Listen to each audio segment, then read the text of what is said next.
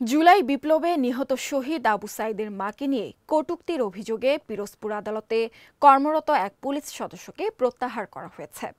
অভিযুক্ত পুলিশ সদস্যকে জেলা পুলিশ লাইনসে সংযুক্ত করা হয়েছে। প্রত্যাহার হওয়া ওই পুলিশ সদস্যের নাম মাসুদ রেজা। তিনি কনস্টেবল পদে রয়েছেন বলে জানা গেছে গোপালগঞ্জে জাতীয় নাগরিক পার্টির পদযাত্রা সমাবেশ উপলক্ষে কার্যক্রম নিষিদ্ধ আওয়ামী লীগ ও নিষিদ্ধ ছাত্রলীগের নেতাকর্মীরা পুলিশ সদস্যদের ওপর হামলা, গাড়ি ভাঙচুর ও অগ্নিসংযোগ করে। এই ভিডিও সামাজিক যোগাযোগ মাধ্যমে দেখে বুধবার রাত 11টার দিকে জেলা জজ আদালতের সামনে শহীদ আবু সাঈদের মাকে নিয়ে কুরুচিপূর্ণ মন্তব্য করে পুলিশ কনস্টেবল মাসুদ রেজা।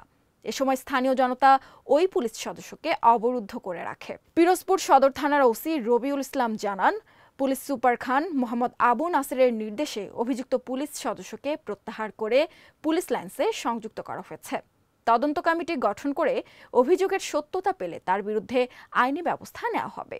আরও সংবাদ পেতে চোখ রাখুন প্রতিদিনের বাংলাদেশের ওয়েবসাইট, ফেসবুক পেজ ও ইউটিউব চ্যানেলে। এতক্ষণ সঙ্গে থাকার জন্য ধন্যবাদ।